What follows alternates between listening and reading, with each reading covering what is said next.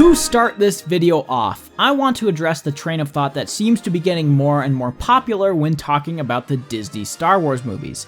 That thought being, these movies make the infamous prequels look good by comparison. Here's the thing, if you or anyone you know has said or even thought this, you are welcome to tell them that they are wrong.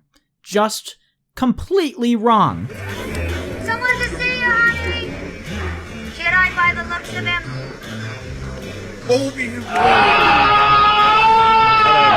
There is not one thing that Disney has made that is worse than those three movies. Except for maybe this. Well, I seen a horse fly. I seen a dragonfly. I seen a house fly. The Rise of Skywalker comes the closest to being prequel level bad, but at the very least, these Disney movies are well made. They all have slick, fast-paced camera work, stunning locations, seamless visual effects, rich sound design, and more great music from John Williams. The prequels, on the other hand, have none of those things, except for John Williams' music.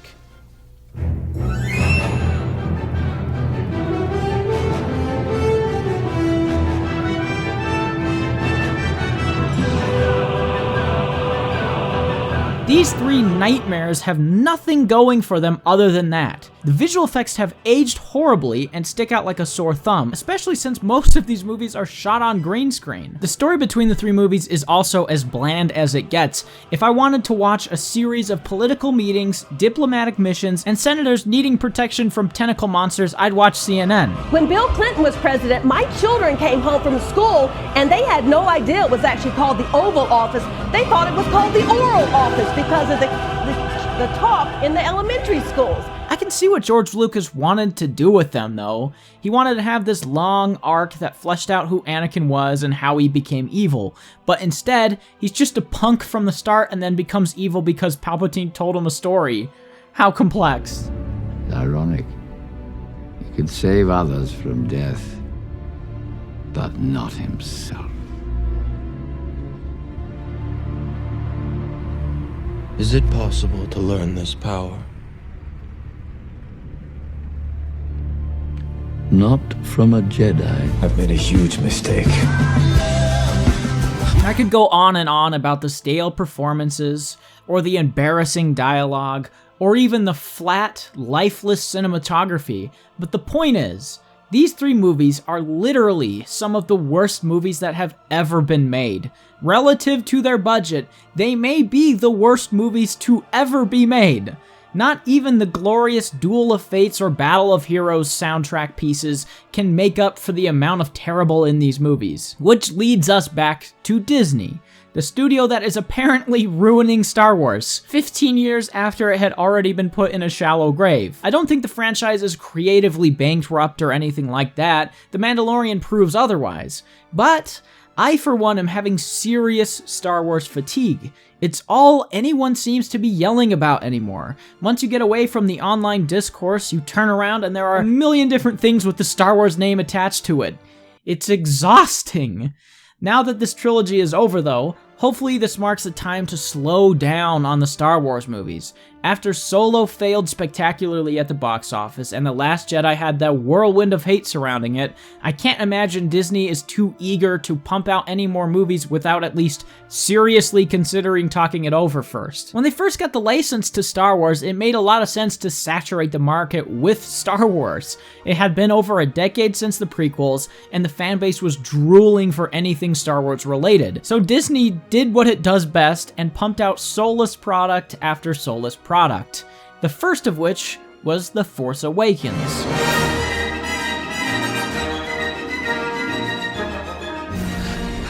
The Falcon! The Millennium Falcon! It's the Millennium Falcon! Oh my god! Oh my god! Oh god! I gotta play with my Star Wars toys! Oh god! Which ones? Oh my god! Now before I get into it, I do want to mention that most of this video won't be delving too deep into the plot or structure in these films, as it seems that has already been talked about to death. Unless I need to explain why something doesn't work in the story, don't expect too much talk on that. Instead, I want to talk mostly about the characters between these three movies and why they do or don't work.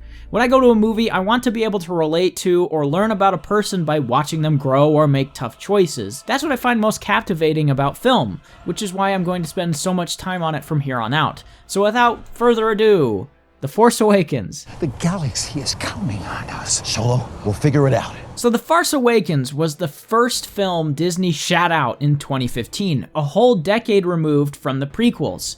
Disney went all in on ignoring those prequels, which was a smart move.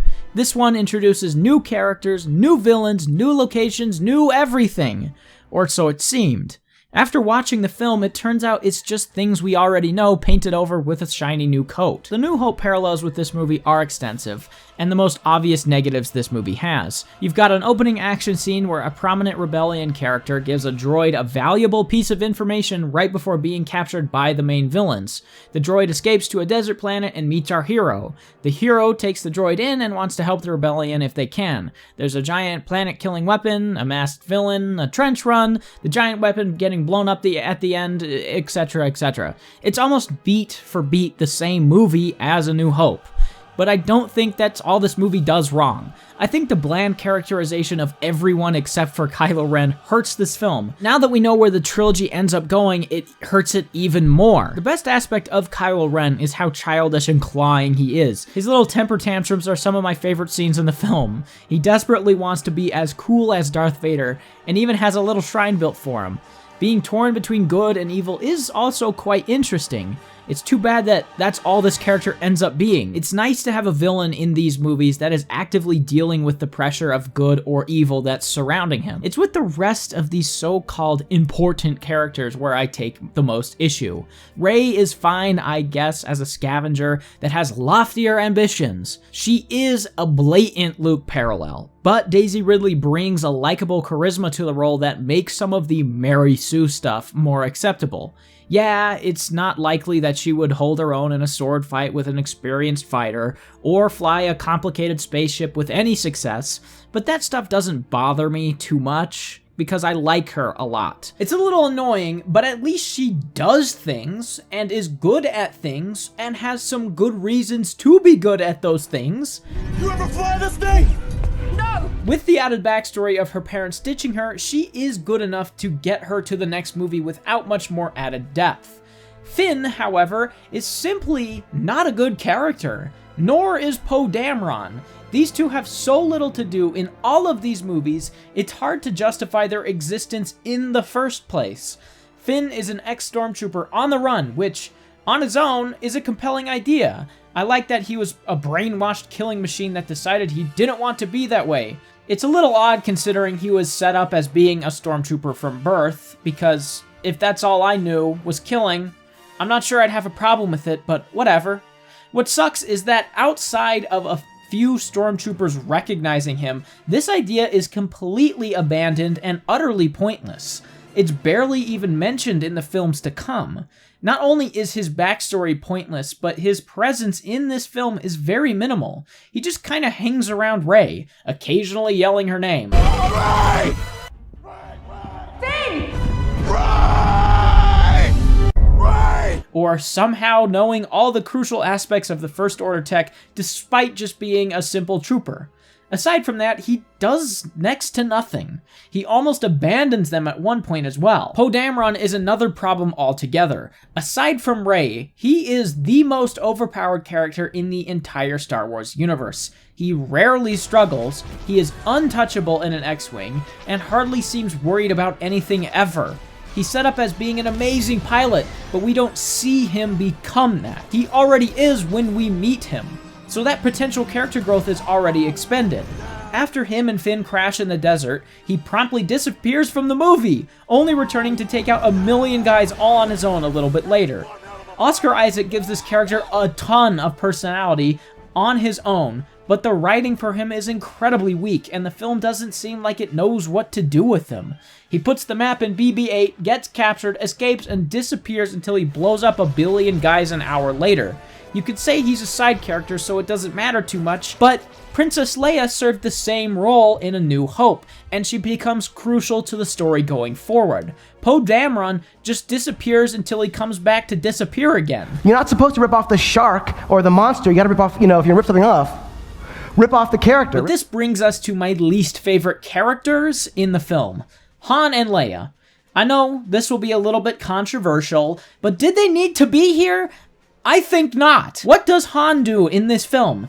Run around on his ship, say what's up to Leia, go to the Death Star, and get killed. That is it. He is back to smuggling and owing people money just like in A New Hope. His character has gone nowhere and has done nothing for 30 years. The only reason he is in this film is because people will recognize him and clap. The scene where Ben kills him is nice, but that's all that works with him. Getting killed. When you saw yourself... No, I argued for 30 years for this to happen. Right. And finally, I wore him down. Leia as well has little to no purpose in the film. She shows up, says some lines, and stares at monitors for the rest of the runtime. Why couldn't we just mention that these two were still alive and let that be enough? Why do they have to be in this movie? They take screen time away from things that actually work, like Rey or Kylo Ren. The other issues I have boil down mostly to the film just being blatantly pandering. It dredges up as much fan service as it can get away with to blind audiences with things they already know in the hopes of tricking them into also liking this. It's a tactic that almost always feels manipulative to me. This doesn't use fan service so excessively that it actively ruins the film, but it's still annoying that they do it as much as they do. Kept it locked away. Where'd you get that? A good question. For another time.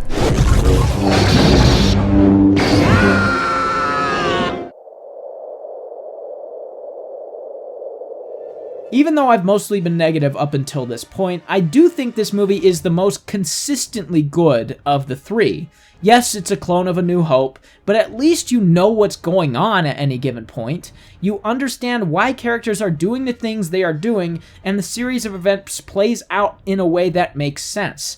It's not the most complex story, but it works. Again, Rey and Kylo Ren I also really like. When she gets captured and resists Kylo Ren's interrogation and then uses the Force to escape was a nice little sequence. It was nice to watch her discovering her powers and trying to put them to use. You're afraid that you will never be as strong as Darth Vader.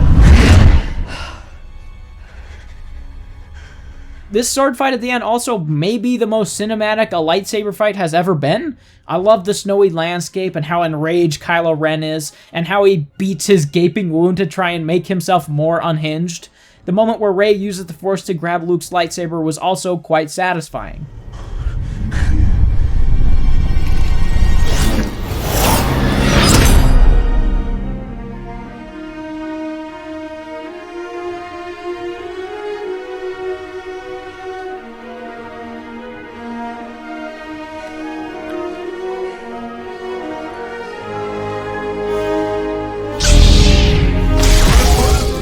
The point is, this movie is hit and miss. It has a lot of elements that work, but it also has a lot of easily avoidable mistakes.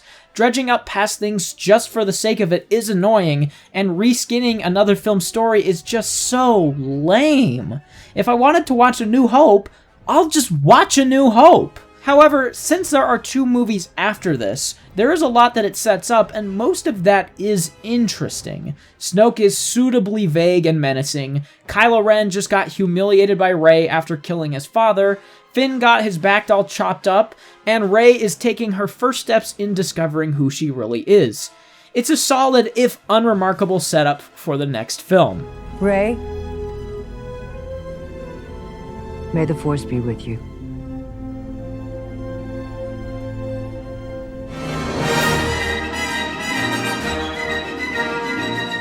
The Last Jedi may be the most infamous Star Wars that currently exists. This is a movie that people either call the worst Star Wars movie or the best Star Wars movie. It's one of those extraordinarily rare movies that you can't have a middle ground take on. If you don't hate it, then you have to love it. But if you love it, then you'll catch huge amounts of hate for it. Because of this film, Rian Johnson's name is forever tarnished when it comes to Star Wars, and I'm not entirely sure why.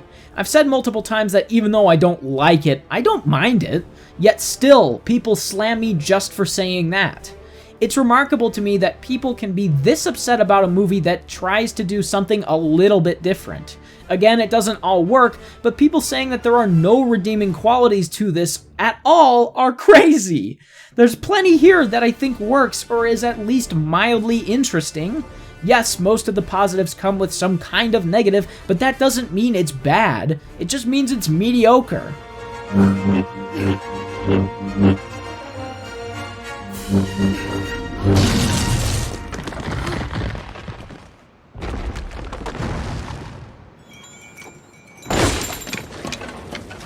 To start, I love the direction Rian Johnson took Luke. JJ Abrams set this movie up to simply be The Empire Strikes Back again, but Rian decided to make this a mix of a few different movies and directions, and that starts with Luke.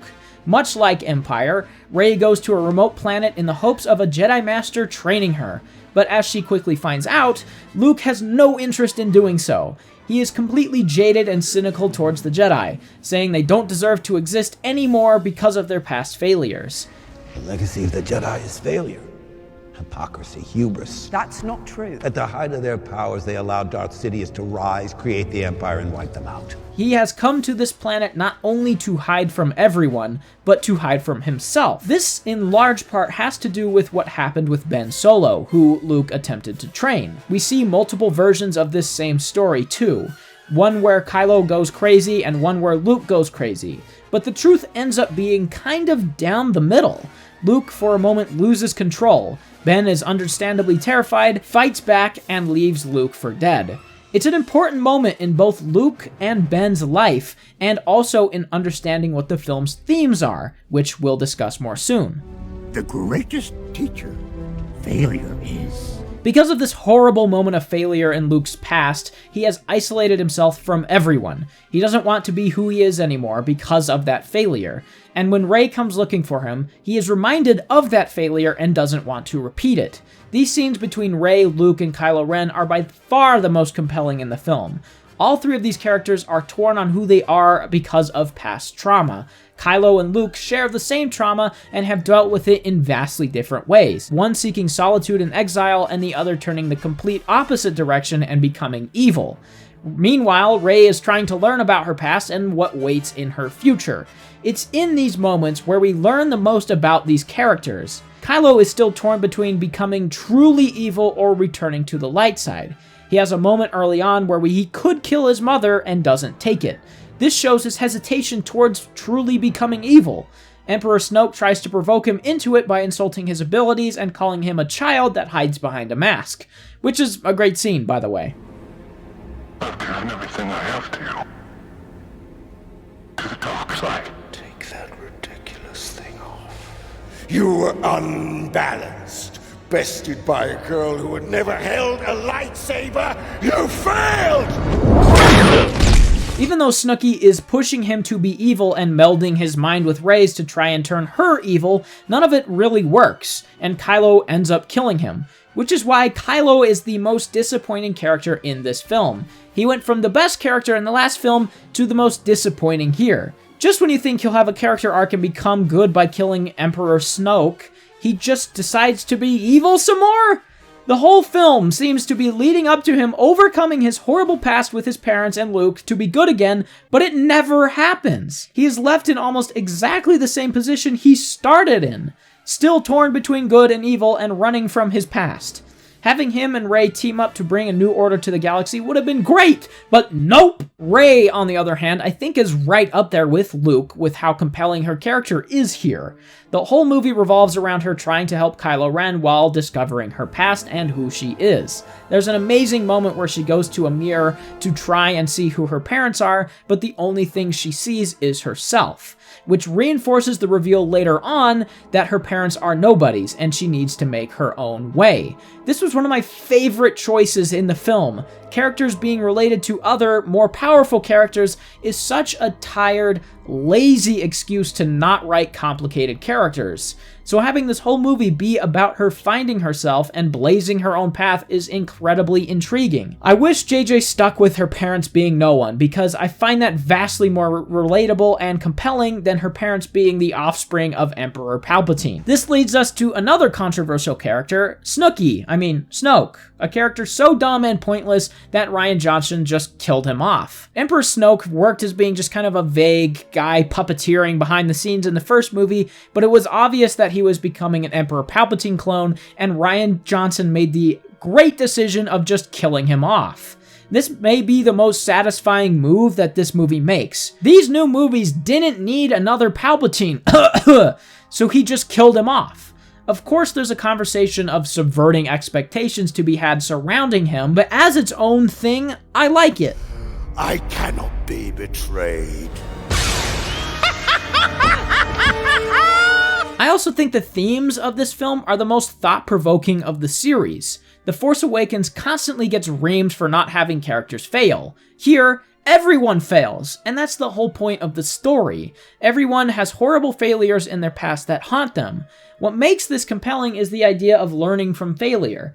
Everyone fails, but learns something from it that they use to their advantage. Failing is a fundamental building block of life, and having every character failing and learning from that is very compelling. I also mentioned Rey having to cut her own path, and that's one of the other bigger themes here. Almost every character in some way is put in situations where they have to do something on their own. They have to make their own decisions. Kylo desperately wants to be like Darth Vader, but is called a loser by Snoke and will never compare to him. So he goes out to blow up his mommy to prove that he is like Vader. But his hesitation speaks more to who he is and that he actually isn't like Vader. He has his own path to follow separate from his grandpappy. Rey, on the other hand, wants to know who her parents were so she can know who she is supposed to be. But since they were no one, that means she can be anyone she wants to be. There's also large spots of this film dedicated to the idea of moral ambiguity. Benicio del Toro's character is the exemplification of this idea. He's just a dude that wants money. He doesn't care about taking sides. He takes the job with Finn and Rose for the promise of pay, then sells them out for cash. This idea of being neutral to everything seems to come to a head when Ren offers Rey his hand. He says he wants to leave the good and bad aside and let themselves make their own way. These two themes go hand in hand nicely until the actual ending, where it's just good versus bad again. It sucks that the whole film is about the gray areas of the world, and then the ending is just as black and white as it can be.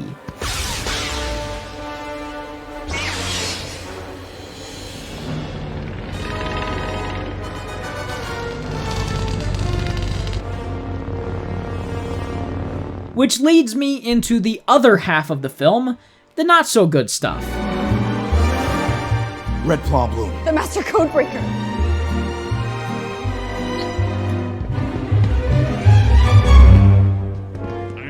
Those are the shuttle parkers.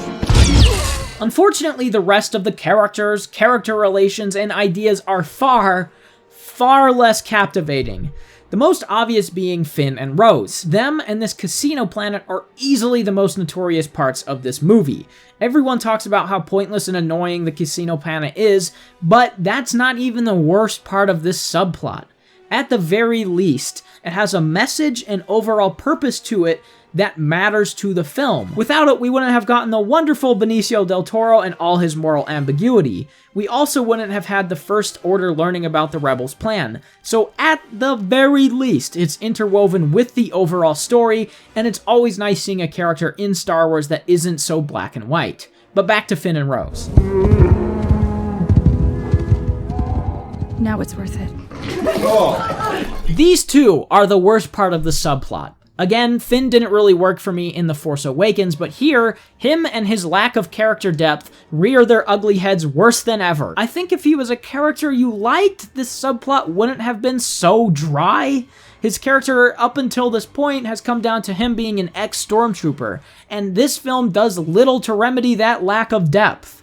He tries to go find a hacker that can disable the First Order's lightspeed tracker that has them locked in a slow-speed chase. Another element everyone hates, but more on that later. So Expendable Character 1 goes with Expendable Character 2 to this planet to find said hacker, and along the way they bring down the establishment before leaving with Del Toro.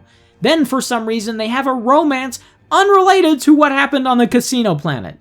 Not only do they have absolutely no on-screen chemistry, but you simply don't like either one of them enough to care about this romance. So why have it? It's so frustrating to have a character like Finn with such an interesting backstory, and to watch not one thing be done with it. But Rose is even more infuriating. Not only does she do very little of interest, but she doesn't even have a good backstory like Finn does. She's just sisters with someone that did something cool. That's it. Oh, but she stuck it to the man and let those horse things loose on a city of unsuspecting people, so that makes me like her, I guess. That's how we're gonna win. Not fighting what we hate. Saving what we love. Speaking of awful characters, Laura Dern's Holdo takes the cake as everyone's least favorite character, and for good reason. She takes over for Leia after Leia flies around in space and quickly proceeds to withhold valuable information from her crew. Why not tell Poe, the reckless pilot that is known to do stupid things, your plan to secretly take ships and hide on a salt planet? What would you have lost in doing that? If you had done that, then Del Toro wouldn't have been in the movie, which means the First Order wouldn't have known your plan. If you had done that, there would have been no mutiny, there would be no Del Toro, and there would be no need to sacrifice yourself. You could have casually cruised over to the planet with little to no hiccups. But I guess a movie has to happen, right, Miss Plot Device? Tell us that we have a plan. That there's hope. When I served under Leia, she would say, hope is like the sun. If you only believe in it when you can see it. You'll never make it through the night. It's baffling that the script was written with this large of a logical inconsistency. Now for the piece de resistance, otherwise known as the ending action scene. This last 30 minutes simply and utterly ruins a lot of what this movie built up. Not only is this a climax after a climax just happened, but it throws the themes of being morally gray out the window with good and evil just fighting again.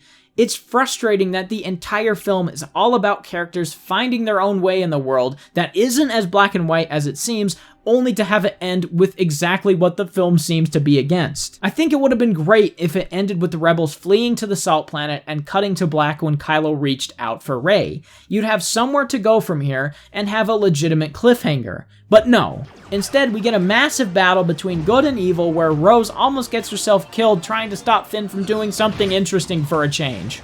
It's quite the disappointing conclusion to an otherwise compelling and different Star Wars. There's a lot of great elements and themes at play that feel squashed by this ending.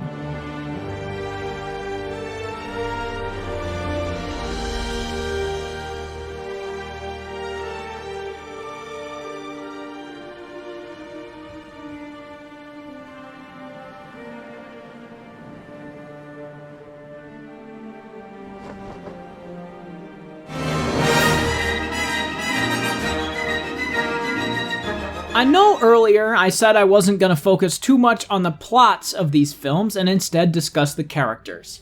Unfortunately for me and this film, the characters have never been more uninteresting than they are here. There is so little that happens in terms of character growth that, aside from a scene or two, I'm just not going to talk about them. They are seriously no better than plot devices for 95% of this nearly 2.5 hour feature.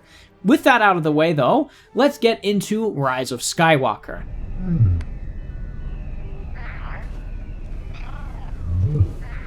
You ever gonna go? Unfortunately for Rian Johnson, his movie is now almost completely useless to this trilogy.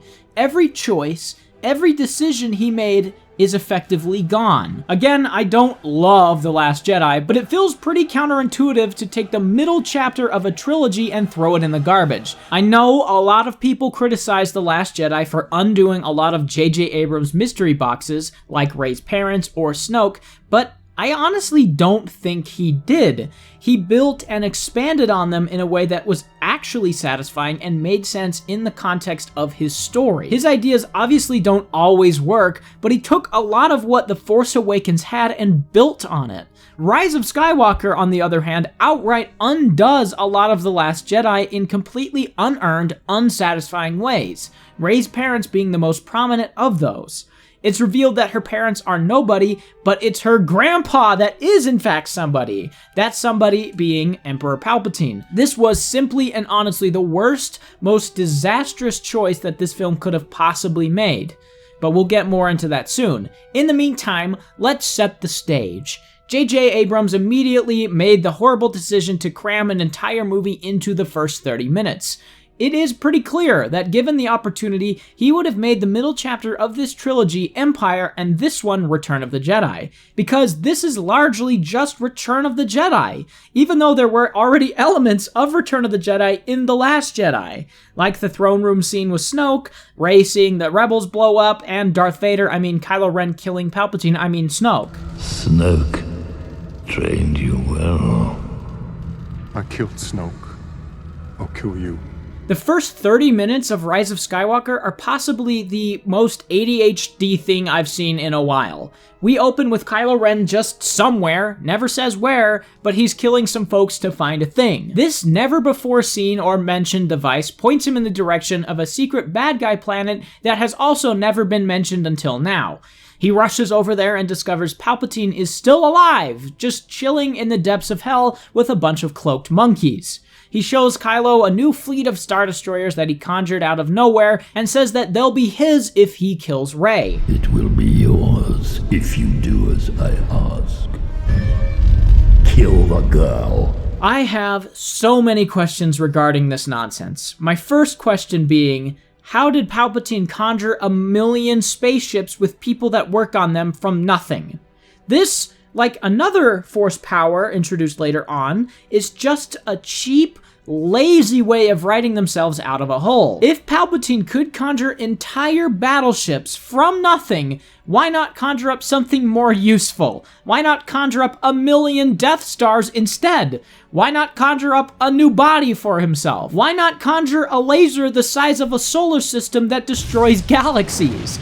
If this film has told me anything, it's that JJ Abrams is adept at pulling nonsense from his butt cheek and that he doesn't care if it makes sense or works in the slightest. They had only a handful of scripts and they were printed on crazy uncopyable paper, and it was, and then one of our actors, and I'm not going to say which one, I want to, but I won't, left it under their bed, and it was found by someone who was cleaning their place, and it was given to someone else who then went to sell it on eBay. Endless trash! Then we see Poe and Finn meeting with Mark Hamill, who sends a message to Leia saying that there's a spy in the First Order. TIE fighters come out of literally nowhere to fight them, and then they end up back at the Rebel base where Rey is being trained again. I don't know where this Rebel base is, but it's somewhere.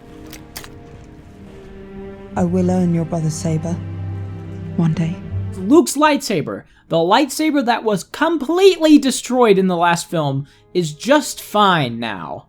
They put some tape on it, so it works. Don't think about it. Destroying Luke's lightsaber served as symbolism in The Last Jedi. It represented the past for both of these characters being left behind. It represented something greater and actually matters to the story.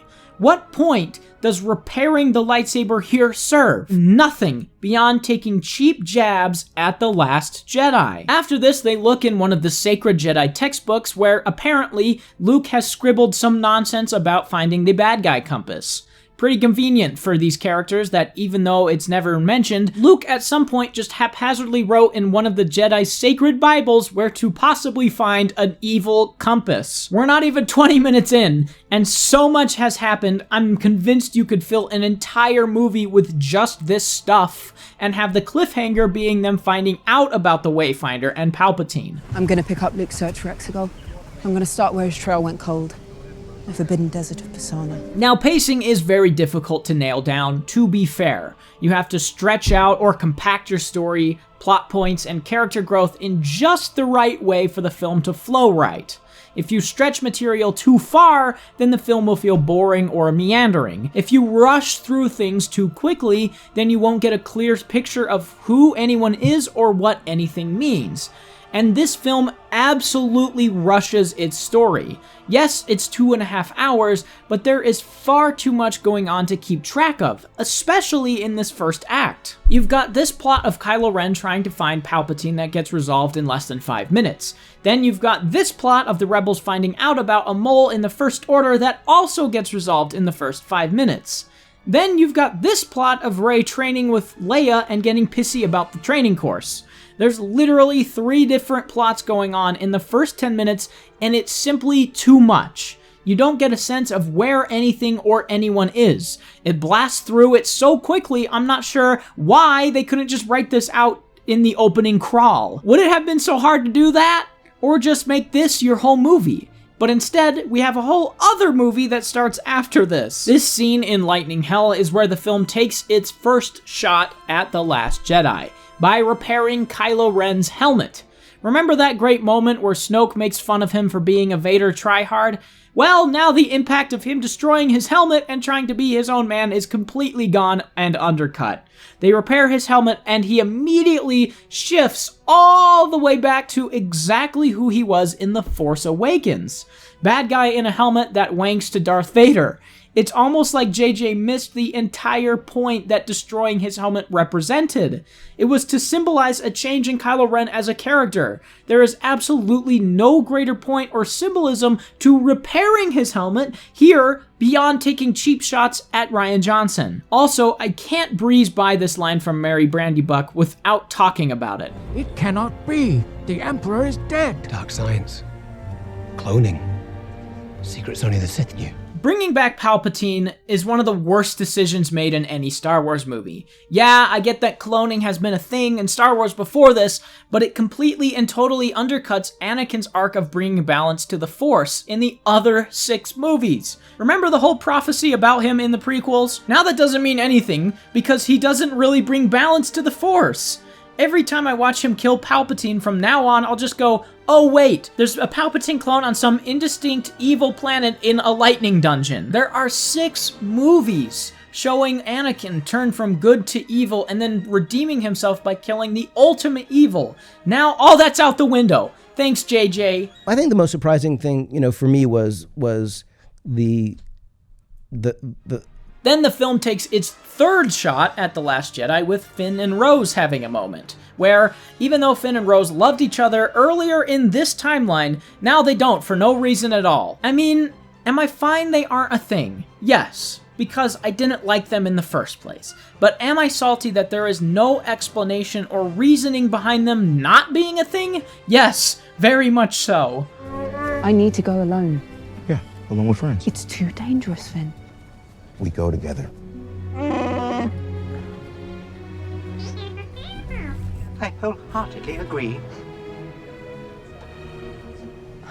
So Rey, Poe, Finn, and C-3PO all go out to follow Luke's plot devices, clues. Speaking of lazy plot devices, here's Lando Calrissian, a character that has seldom been mentioned in any of these movies, but he just so happens to be in the exact place at the exact time as the main characters, so that he can tell them about a ship that crashed in the desert that may or may not have a clue to the bad guy compass. This is another perfect example of the film's endless plot devices. It's absolutely ludicrous how often this film resorts to convenience or devices to artificially drive the story forward. The story is rarely pushed forward by characters making choices based on something and acting based on that something. Instead, JJ just makes something up from thin air and uses it to push the characters where he wants them to go. Which is why I said at the beginning that these characters are the least interesting they've ever been. Even The Force Awakens realized that characters making choices that push the story forward was the right way to go. Here, JJ has gone full-on who cares mode and is slapping the story together in whatever willy-nilly way he feels like. If characters or objects are constantly popping out of thin air to direct our characters to their next location, then there is nothing to latch onto as a viewer. There's nothing to root for or care about because you know the script is going to do whatever it wants regardless. Look at that. Anyway, they find the ship with little difficulty, but end up falling into the one patch of quicksand on the entire planet. Seriously, they've been driving all over the place, and this is the only spot I've seen with this dark-colored quicksand. Why would that be, you ask? Well, because it's a plot device for our characters to be led exactly where they need to be. They fall into these tunnels where they find the dagger they need that happens to have the coordinates written on it in Sith, pointing them to the baddie compass location. But you guessed it, we get met with another plot device in the form of C-3PO being inexplicably unable to translate the writing. 20.3 Fazillion languages, you can't read that? No, I have read it, sir. I know exactly where the Wayfinder is. Unfortunately, it is written in the runic language of the Sith. So what? My programming forbids me from translating it. He knows exactly what it says, but Sith is apparently a language that young Anakin programmed him to not be able to say when he built him 100 years ago? Are you serious? So this sets off a whole other series of events where they need to find a way to get him to translate it. Then Chewie gets captured, and even though Finn could clearly see two transports in this shot, he reacts to the transport being exploded as if it was the only one. But he could clearly see these two, right? Oh, don't think about it? Oh, okay then. Right! They got Chewie! They got him! They then go to the ship that's been abandoned for decades that magically still runs fine. They take the ship and head to a planet where they can hack into C-3PO's brain that Poe has apparently been before. He has a whole history here of smuggling with Carrie Russell, who hates him for abandoning her. Then we're introduced to the best character in the movie, Babu Frick, who is doing his thing with C-3PO while we get two plot devices in one scene. Carrie Russell apparently has a First Order Captain's Medallion, somehow, that will allow access to any ship in the First Order fleet. Somehow. This medallion is never mentioned before or after they board Kylo Ren's ship and exists solely to get the characters on said ship. I'm not kidding when I say that this movie may have the most plot holes, lapses in logic, and plot conveniences I've ever seen a script have. Even the prequels, which are far worse, have more ideas than this. This film literally invented whatever it wanted for the sake of their sloppy writing and because they wanted to just clone Return of the Jedi. It's bewildering that the film has taken this many liberties and we aren't even halfway through. Speaking of liberties, this film, like the last one, introduces a new Force power, that being the power of Force Heal. We see Rey use this a number of times throughout the film. This power has a lot of people up in arms.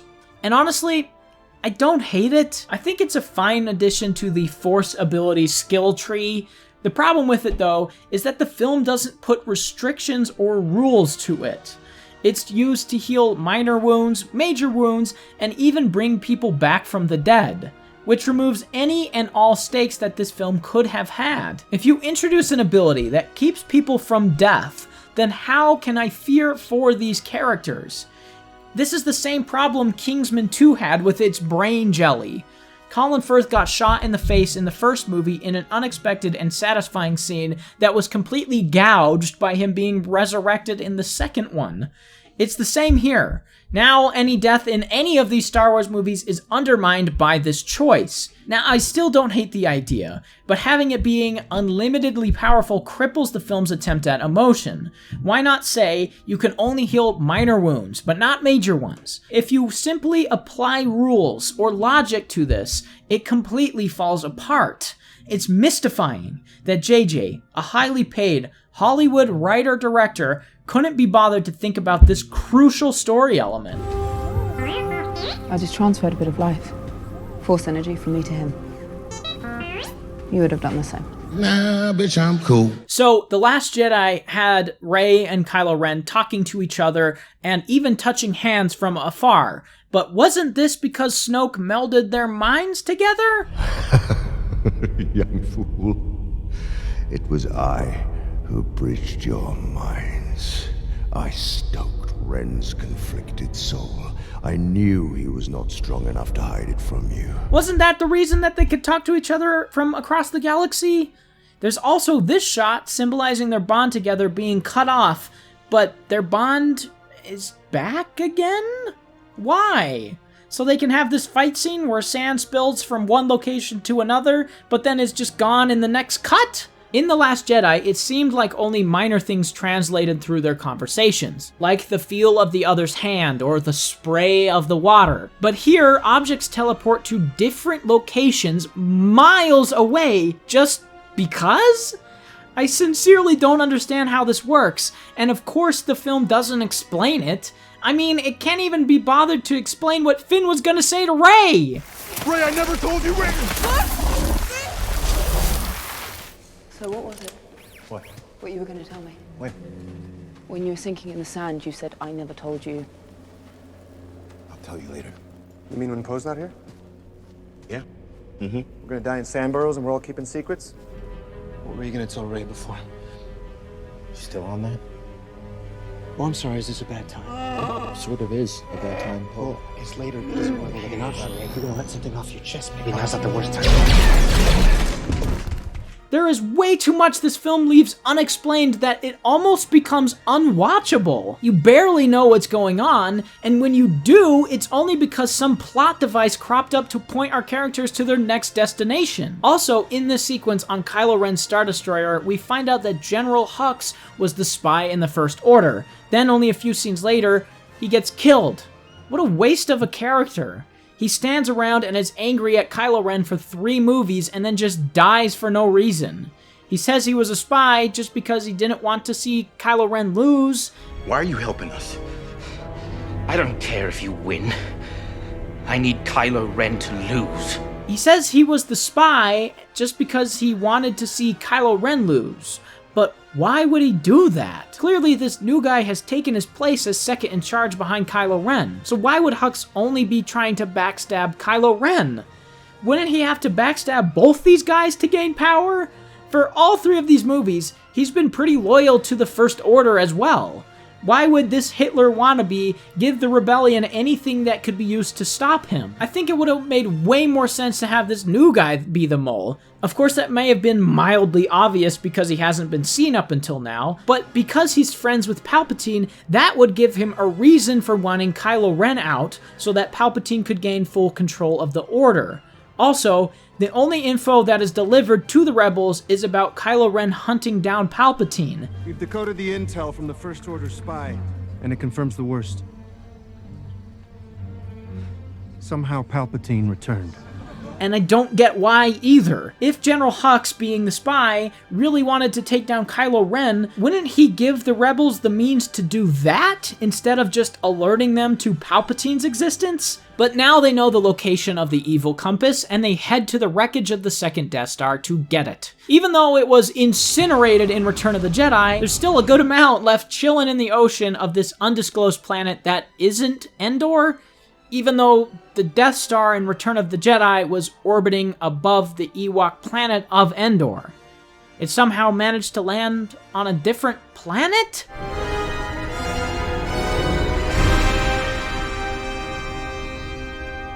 The Wayfinder's there. Logic aside, Rey bum rushes her way into the Death Star and is confronted by her evil self because that's the version of her that followed in Palpatine's footsteps, but who cares?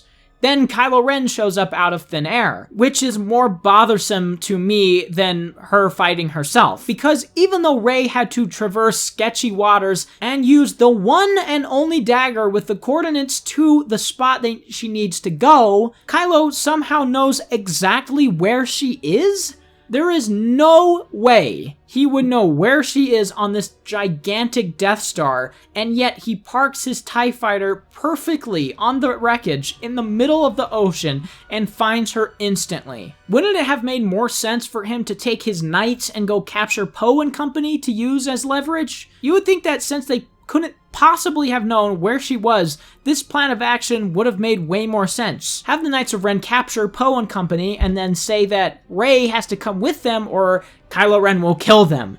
And that also would have given the Knights of Ren something to do, because throughout the whole movie, they do literally nothing. All they do is stand around corners and then have the camera pan over to show them. and then get killed by Kylo Ren at the end. They just do nothing at all. Why have them? But no, instead of common sense, we have this lame fight scene where Rey attempts to murder him right after Leia dies from whispering his name.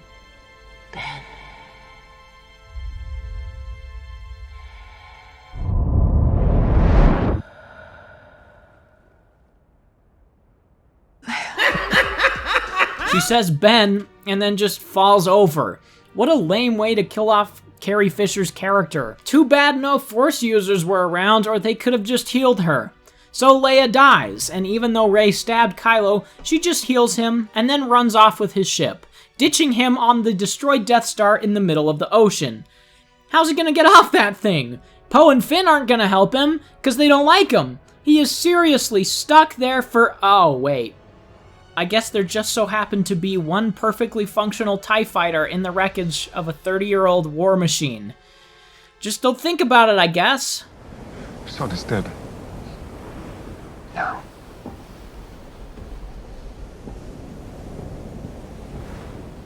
Kylo Ren is dead. Then we get one of the very few character moments in this ADHD nightmare of a film, where Han Solo shows up to talk to Ben. He isn't a Force ghost, though, so I'm very confused how Han is there at all. But anyway, he says Kylo Ren is dead and Ben is alive, which drives Kylo into being a good guy. For absolutely no reason other than that his daddy said so. Kylo Ren is dead.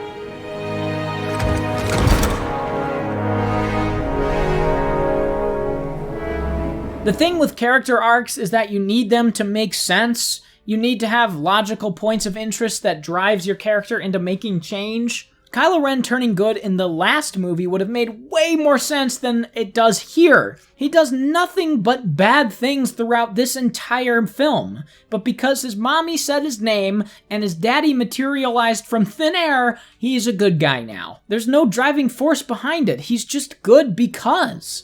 If his mommy didn't say his name, I'm convinced that Han wouldn't have showed up, and he would still have tried to turn Rey evil. Also, I think it's hysterical that when he shows up later, he's just in, like, street clothes. They wanted him to be good, so they had him take off his bad guy suit and show up in his just regular clothes. It makes me laugh. What are you doing?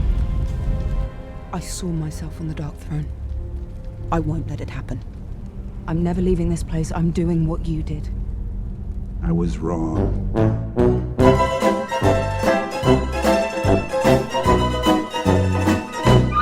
Directly after this is when the film just decides Rey should have her arc too. She goes back to Luke's hideaway to run away from herself like Luke did. She is scared of being evil because Palpatine was evil, and she doesn't want to be tied to his fate, which, to be fair, is mildly compelling until Luke shows up. They chat for 5 seconds and then she just decides to not be evil. How lazy can you get? Not only does this arc come out of nowhere and feels completely unearned and rushed, but it's literally the same arc Luke has in The Return of the Jedi. In that, Luke has to deal with Vader being his dad, and he has to decide who he wants to be. This was an idea set up a movie earlier, not at the last second in this movie. When Luke confronts Vader and the Emperor, he chooses to do the right thing and not kill his dad. You know, like a character arc. But Rey and Kylo are just told that they should be good, so then they are. They didn't let their bloodlines dictate who they were, which is a hackneyed, rushed theme that the film throws onto this dumpster fire at the last second, and it wraps it up in just a few scenes. Kylo is evil the whole movie until he isn't. Rey is good the whole movie until she decides she still is. What vapid, hollow development. She told me that she had sensed the death of her son at the end of her Jedi path. She surrendered the saber to me and said that but the movie isn't over yet. In fact, we're just getting started with the terrible that this has to offer. We finally made it to the conclusion. Or should I say, we've made it to Return of the Jedi. Again. It's literally just Return of the Jedi all over again. It's the same type of characters doing the same type of things, but much, much worse. You've got Rey, the Luke equivalent, Ben Solo, the Vader equivalent, and Emperor Palpatine, the Emperor Palpatine equivalent. You've also got the boring side characters doing a thing away from Palpatine. Also, like in Return of the Jedi, Palpatine wants Rey to strike someone down to complete their turn to the dark side. But here, I guess, if she kills Palpatine, then he will possess her as well? You want to kill me? That is what I want. Kill me, and my spirit will pass into you.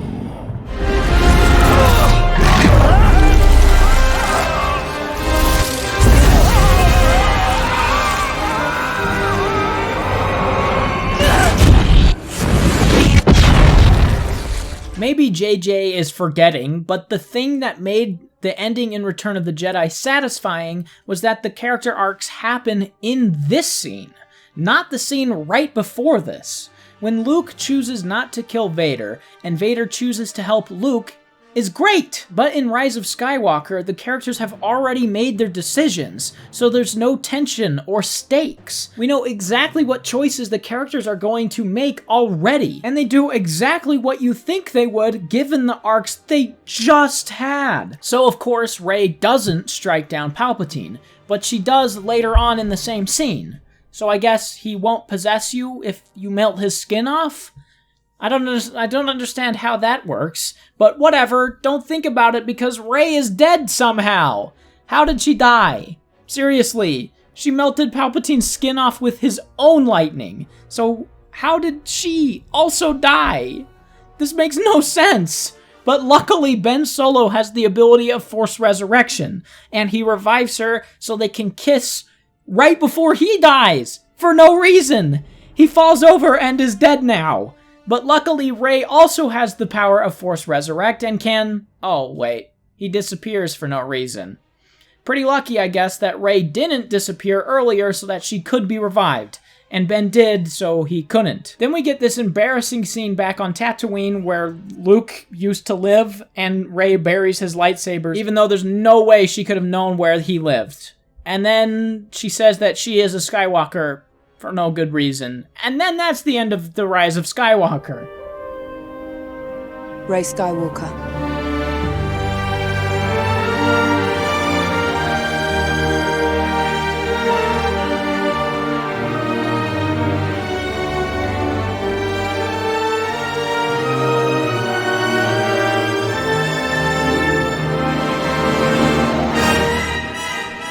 This ending may be the most embarrassing ending to any Star Wars movie that exists. Not only is it actively ripping off a better movie, but any changes it makes are for the worse. Even after watching this multiple times, I still don't fully understand why anything happens. Why did Rey die? Why did Kylo Ren disappear and Rey didn't? Why did Rey killing Palpatine not transfer him into her like he said it would? Why was the whole star battle necessary? How was Palpatine able to shoot Force lightning in the sky like that? If he could do that, why didn't he do it in any other movie? Why did that lightning only disable the Rebel ships and not the Empire ships as well? How did Kylo Ren find a flyable ship on the destroyed Death Star? If you couldn't navigate to the bad guy planet without the bad guy compass, how does Kylo Ren get there? How was Rey able to teleport a lightsaber? Why do the Knights of Ren carry medieval weapons and not blasters or lightsabers? Who are all these people chanting? Why did one lightsaber not reflect lightning, but two does? Why didn't Palpatine throw Rey into this hole like he did with Kylo Ren? I could go on, but I think you get the point. This movie is a total dumpster fire. Not one story or character element works in the least. All of it feels cheap and trite in some way, and even though the film moves at 100 miles an hour, it still manages to be boring. It's unbelievable that a film with so much money and talent behind it failed so miserably. You've got some of the best visual effects artists, set designers, sound mixers, camera operators, and music composers in the world, and it still turned out to be hot garbage. None of these characters are likable here, and the movie not having a cohesive narrative hurts it significantly for me. You can make a movie with $10, and if the characters are likable and the story is interesting, then I won't care so much about how it looks or sounds. That's really what it comes down to. The movie looks great, but it feels lifeless, hollow, devoid of personality and character. Take your mystery box crap out of here, JJ. Rip off the character, rip off the stuff that matters. I mean, you can say what you want about the Force Awakens Mary Sue characters or the Last Jedi structure, but at least they have things that work. At least they have things I can easily point to that are memorable or even likable. Rise of Skywalker doesn't. It's odd that these three movies, with so much at stake, were so underdeveloped. Disney spent $4 billion on this license, and all they've done with it is shout out bland trash. It's obvious there was no plan for this trilogy going in, which is why there's hardly any consistency between the three. On one hand, not having a plan is very creatively freeing, but on the other, it leaves too much open for failure. That said, I don't think having a detailed, elaborate plan would work either. I mean, George Lucas had no idea where Star Wars was going to go after A New Hope. He just made a movie inspired by things that he liked at the time. There was no plan going forward. But since he and his team allowed themselves to take time in between the other movies to figure out what they wanted to do, they were able to have ideas that worked. There was logical consistency, plots and characters weren't tossed out for no reason, and you were actually invested in what was happening. If there was a budding romance, they followed it to its logical end. If there was a character with turmoil, they followed that until its logical end. They didn't just pick and choose what they liked and what they didn't like from the other movies. They picked what worked and expanded on it, and then they took what didn't work and fleshed it out to make it work. Maybe after the failure of these three movies, Disney will get a clue and make something that is well thought out and compelling. Who knows? Maybe they won't make another movie for a while and will focus more on TV, where they can give people more creative freedom and have less stakes attached. All I can really say is that it's thoroughly disappointing how mediocre this trilogy ended up being.